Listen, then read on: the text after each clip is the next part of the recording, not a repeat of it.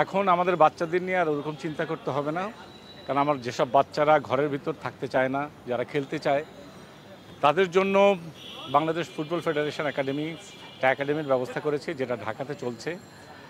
সামনের দিকে আমরা চেষ্টা করছি সিলেটে, খুলনাতে এবং রাজশাহীতে এই বিভাগগুলোতে শুরু হবে। আমি সিলেটবাসীকে, রাজশাহীবাসীকে এবং খুলনাবাসীকে আহ্বান করব, আপনার সন্তানদের একাডেমিতে ভর্তি করান।